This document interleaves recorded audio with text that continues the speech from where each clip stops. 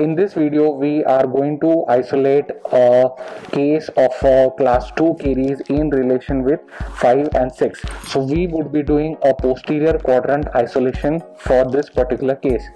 Now as you all know, whenever there is a case of whenever we are isolating a posterior quadrant, the anchor clamp would always be on tooth number 7. In this case I have already punched holes for tooth number 4, 5, 6, 7, which I would be isolating, and I have placed my 12A clamp on tooth number 7.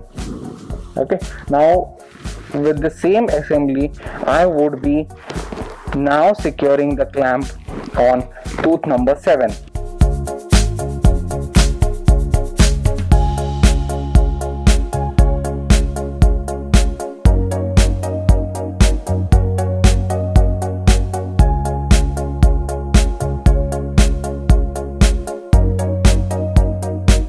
So as you can see here, I have placed the clamp on tooth number 7. Now what I would be doing is I would be putting the frame. So now I go ahead, I place my rubber dam frame.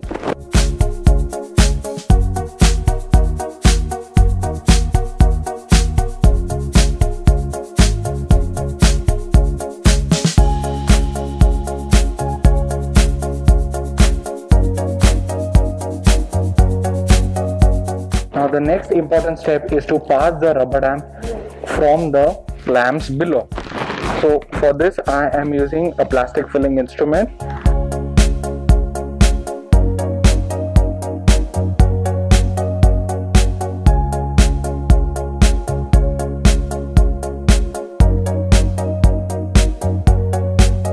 Once the rubber dam has been passed from both the from both the wings, now the next step is to pass the rubber dam sheet in between the teeth. So for this, what we are doing is we are stretching the sheet, and I am trying to pass the rubber dam sheet through each and every hole.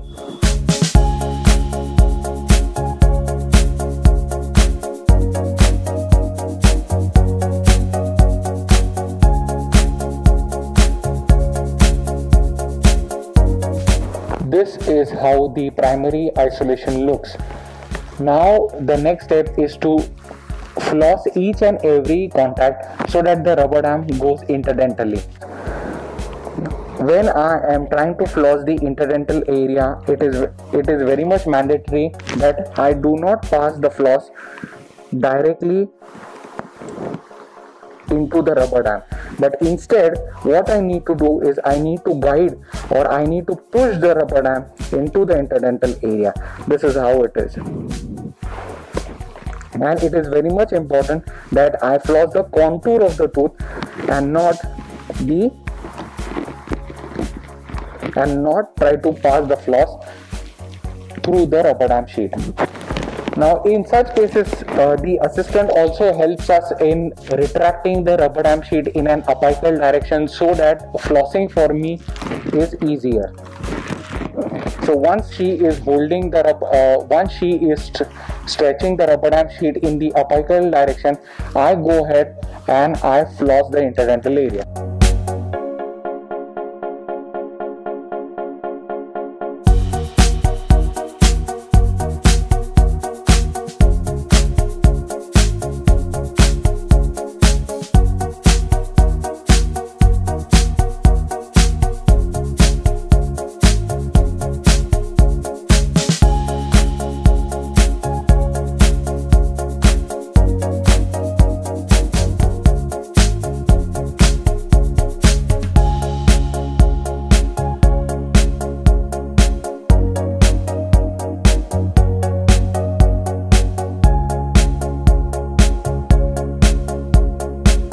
So as you can see in this case, now each and every contact has been flossed completely, and now what we would be doing is the inversion. So as you can see in this case, the rubber dam sheet is facing coronally, so we need to invert it and push the rubber dam sheet now into the gingival sulcus. So with the help of plastic filling instruments, I am trying to guide the sheet. and now you can clearly make out the difference.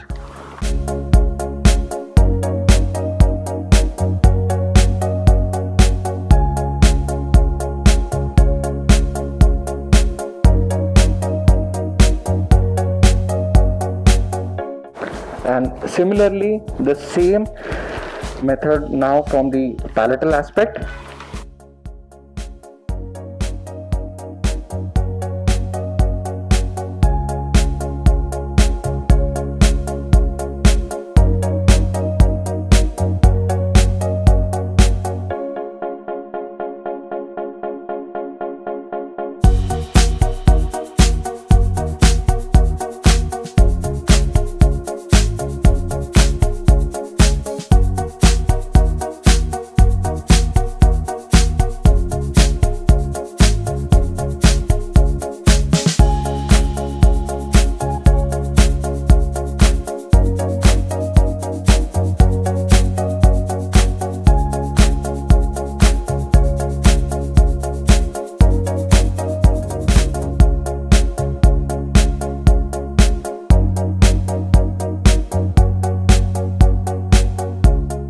As you can see, now the rubber dam has been inverted from each and every aspect. As you can see, with any isolation, the area where the anchor tooth is present, there is still some kind of open margin. As you can see in this case, there is some kind of open margin from the palatal aspect. Buccally, there is not much of open margin. To tackle this kind of situation, what we do is we open one end of the clamp, let the dam slide, and then we close it again. Then we similarly repeat it from the lingual side also. So in this case, I am not losing the grip from the buccal aspect. I am opening it only from the lingual area, slightly letting the dam slide, and I am again securing it.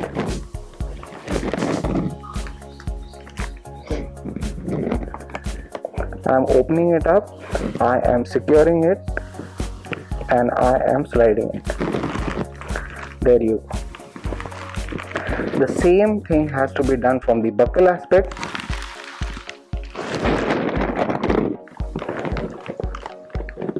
Where I am slightly opening it, I am letting the dam slide, and I am securing the clamp again. So here you can clearly make out the difference.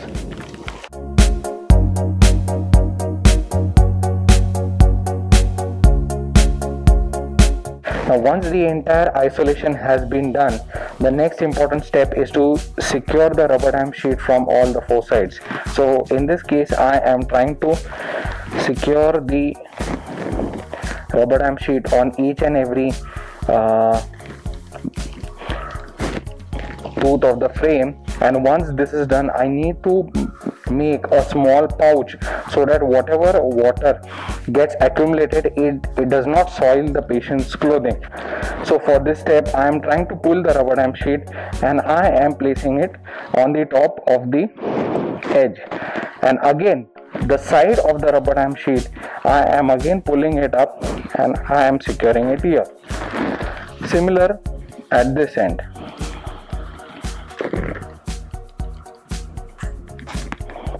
So this is my pouch. So whatever water, in case it does not get suction out and it gets accumulated, it is not going to soil the patient's clothing.